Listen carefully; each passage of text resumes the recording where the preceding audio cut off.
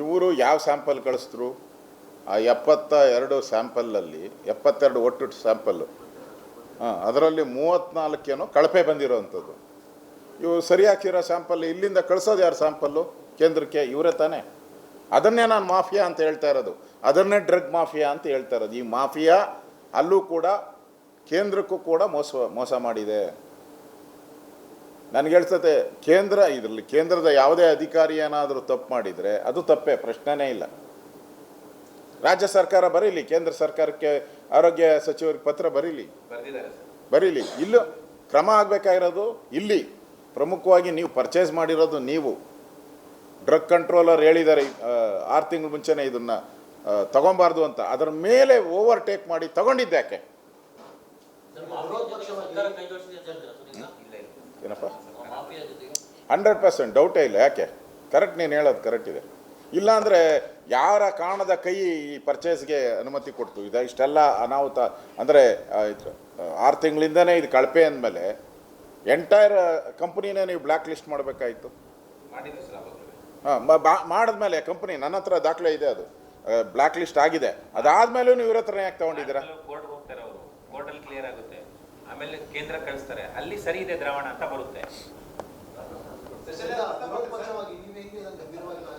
ಈಗಾಗಲೇ ನಾನು ಒಬ್ಬನೇ ಭೇಟಿ ಮಾಡಿರೋದಲ್ಲಿ, ಒಬ್ಬ ಆಡಳಿತ ಪಕ್ಷದ ಒಬ್ಬರು ಕೂಡ ಅಲ್ಲಿ ಭೇಟಿ ಮಾಡಿಲ್ಲ.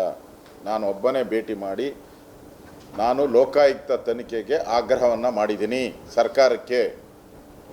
ಇವತ್ತು ಪತ್ರನೂ ಕೂಡ ಬರಿತಾ ಇದ್ದೀನಿ. ಇವತ್ತು ಪತ್ರದ ಕಾಪಿನೂ ನಿಮ್ಗೆ ಕಳಿಸ್ಕೊಡ್ತೀನಿ ಲೋಕಾಯುಕ್ತಕ್ಕೆ ಎನ್ಕ್ವೈರಿ ಮಾಡಬೇಕು ಅಂತೇಳಿ ಪತ್ರನೂ ಕೂಡ ನಾನು ಬರಿತಾ ಇದ್ದೀನಿ. ಈಗ ನಮ್ಮ ಮೇಲ್ಮನೆ ವಿರೋಧ ಪಕ್ಷದ ನಾಯಕರಿದ್ದಾರೆ, ಅವರು ಲೋಕಾಯುಕ್ತಕ್ಕೆ ಕಂಪ್ಲೇಂಟೇ ತಗೊಂಡೋಗಿ ಕೊಡೋಕ್ಕೆ ಅವರನ್ನು ಕೂಡ ಇನ್ನೊಂದು ಗಂಟೆಯಲ್ಲಿ, 1 ಅಥವಾ 2 ಗಂಟೆಯಲ್ಲಿ ಲೋಕಾಯುಕ್ತಕ್ಕೆ ಕಂಪ್ಲೇಂಟ್ ತೊಗೊಂಡೋಗಿ ಅವರನ್ನು ಕೂಡ ಕೊಡ್ತಾರೆ. ಜನರ ವಿಚಾರವಾಗಿ ಈ ವಿಚಾರವನ್ನಲ್ಲದೆ ಇನ್ಯಾವ ವಿಚಾರವನ್ನು ನಾವು ಪ್ರಸ್ತಾವ ಮಾಡಲಿ? ಮೂಡಾ ಕೇಸಲ್ಲಿ ಹೇಳಿದಾರಲ್ಲ, ಹೈಕೋರ್ಟಲ್ಲಿ ಚರ್ಚೆ ನಡಿಬೇಕಾದ್ರೆ ಎಲ್ಲ ಕೇಳಿದ ಮೇಲೆ ಗೌರವಾನ್ವಿತ ನ್ಯಾಯಾಧೀಶರು ಹೇಳಿದ್ದಾರೆ, ಇಂಥ ಕೇಸನ್ನು ಕೊಡದೆ ಇನ್ಯಾವ ಕೇಸ್ ನಾನು ಕೊಡಲಿ ಅಂತ. ಹಂಗೆ ಈ ಕೇಸ್ ಇದನ್ನು ನಾವು ವಿಧಾನಸಭೆಯಲ್ಲಿ ಪ್ರಸ್ತಾವ ಮಾಡಲಿಲ್ಲ ಅಂದರೆ ರಾಜ್ಯದ ಜನತೆಗೆ ಇನ್ನಷ್ಟು ಸಾವು ನೋವುಗಳು ಈ ರಾಜ್ಯದಲ್ಲಿ ಆಗುತ್ತೆ. ಎರಡನೇದು,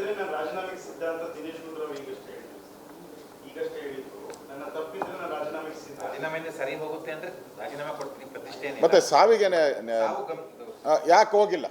ಆಯಿತು, ನೀವು ರಾಜೀನಾಮೆ ಕೊಡೋಕ್ಕೆ ಮುಂಚೆ ಅಲ್ಲೋಗಿ ಭೇಟಿನ ಮಾಡ್ಬೋದಾಯ್ತಲ್ಲ, ಅವರ ಅಹವಾಲುಗಳನ್ನು ಕೇಳ್ಬೋದಾಯ್ತಲ್ಲ, ಡಾಕ್ಟ್ರುಗಳ ಒಂದು ಮಾಹಿತಿಯನ್ನು ತಗೊಂಬೋದಾಯಿತು, ಸತ್ತಂತ ಅವ್ರ ಮನೆಗೆ ಭೇಟಿ ಮಾಡಿ ಅವ್ರಿಗೆ ಹೇಳ್ಬೋದಾಯಿತು ಏನು ಕಾರಣ ಅಂತೇಳಿ. ಅವರನ್ನು ಸಾಂತ್ವನ ಮಾಡೋ ಕೆಲಸವನ್ನು ಯಾಕೆ ಮಾಡಲಿಲ್ಲ ನೀವು? ಏನೂ ಮಾಡದೆ ತಪ್ಪಿದ್ರೆ ರಾಜೀನಾಮೆ ಅಂದರೆ ನುಳ್ಚ್ಕೊಳ್ಳೋ ಅಂಥ ಪ್ರಯತ್ನ ಅಷ್ಟೇ, ಇನ್ನೇನೈತೆ ಇದರಲ್ಲಿ? ಇಷ್ಟು ಇದು ಒಂದು ಇದರಲ್ಲಿ ಆಗ್ತಾ ಇರುವಂಥ ಘಟನೆ. ರಾಜ್ಯದಲ್ಲಿ ಈ ಥರದ್ದು ಭಾಳಷ್ಟು ಕಡೆ ನಡೀತಾ ಇದೆ.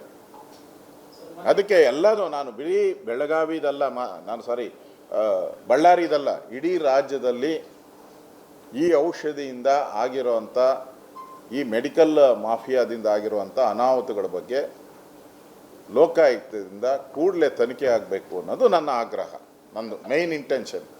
ಬರೀ ಬಳ್ಳಾರಿದು ಒಂದೇ ಅಲ್ಲ, ಇಡೀ ರಾಜ್ಯದಲ್ಲಿ. ಯಾಕಂದರೆ 111 ಹೆಚ್ಚು ಮಕ್ಕಳು ಸಾಯ್ತಾ ಇದ್ದಾರೆ. ನಾವು ಯಾವುದು ಇದರಲ್ಲಿದ್ದೀರಿ, ನಮ್ಮದು ಕರ್ನಾಟಕ ರಾಜ್ಯದ ಪ್ರಗತಿಯಲ್ಲಿ ನಂಬರ್ 1 ಮುಖ್ಯಮಂತ್ರಿ ಹೇಳಿರೋದು, ರಾಜ್ಯದ ಪ್ರಗತಿಯಲ್ಲಿ ನಂಬರ್ 1, GDPಯಲ್ಲಿ ನಂಬರ್ 1, ಬಾಣಂತಿಯರ ಸಾವಿನಲ್ಲೂ ನಂಬರ್ 1. ಅದನ್ನು ಹೇಳಲಿಲ್ಲ ಅವರು. ಲೋಕಾಯುಕ್ತ ತನಿಖೆ ಪತ್ರ ಬರೀತೀರಿ, ಇನ್ನೊಂದು 2 ಗಂಟೆ ಒಳಗಡೆ ನಮ್ಮ ವಿರೋಧ ಪಕ್ಷದ ಮೇಲ್ಮನೆ ನಾಯಕರು ಲೋಕಾಯುಕ್ತಕ್ಕೆ ಕಂಪ್ಲೇಂಟು ಕೂಡ ಕೊಡ್ತಾರೆ.